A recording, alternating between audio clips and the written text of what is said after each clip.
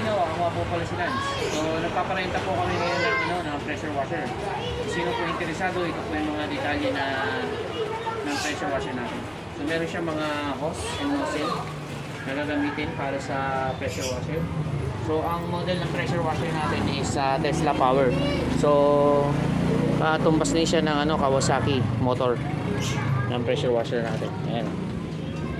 Ayan ang modelo natin.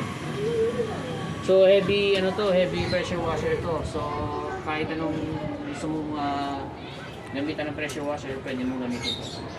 Yan. So papakita ko sa inyo kung paano pagkabit ng mga hose. So meron tayo dito. Ito yung ginagamit natin pang input itong malaking hose na to.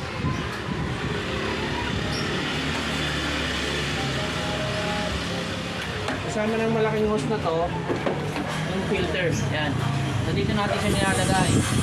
Yan dito sa butas na to. Pang input yan dito dadaan yung tubig papasok dun sa makina. So ikabit na natin.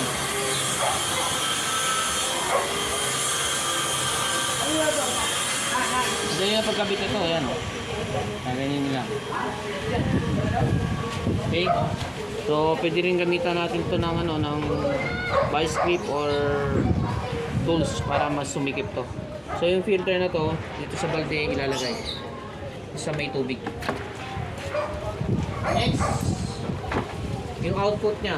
Ito, sa output to, para umikot yung tubig, dito pwede mo naman siya ilagay din dyan para hindi masayang yung lalabas din na tubig.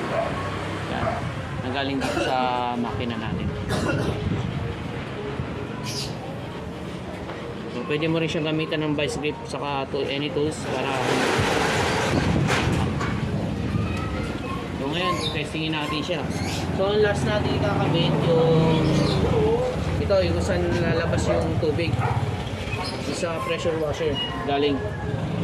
So syempre meron tayong nozzle, tapos ito yung hose natin na mayroong 8 liters na ilalagay natin siya dito. Ito either dito o dito, so dalawang to. Pwede mo siyang ikabit. Ayan.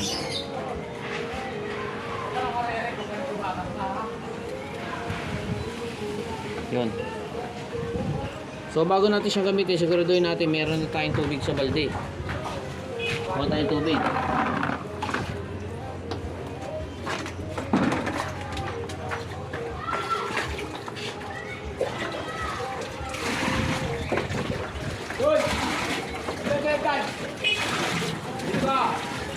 Ano ang kalantan mo? Mura na yan. Go!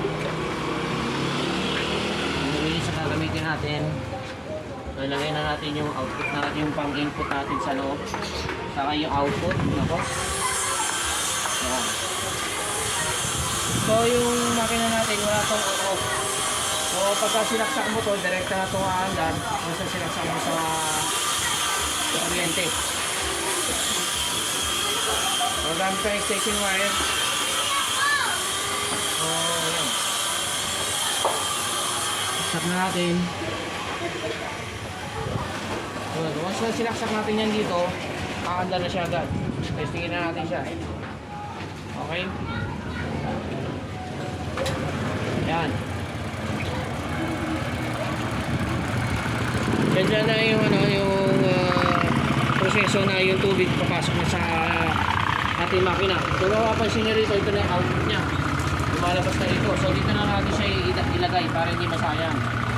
Yan o. Ibig sabihin niya, lumihigop na yung natin, yung pressure washer natin. So ito, nozzle. So pwede na natin ito gamitin. Once na binuksan natin to, ito yung pinaka-output niya. Lalabas dito yung tubig. Yan. So, hintayin lang natin siya lumabas. Yan, yan o. Yan, so pwede na natin siya. Malakas yan. Yan o. Makalinis na ng bahay nyo. Dito. Linisin yung garahe nyo, makakalinis to. Mga guys, yan o. Yung mga higi ng aso nyo, kung may aso kayo, kung may mga bahay, yan. natin, adjustable to.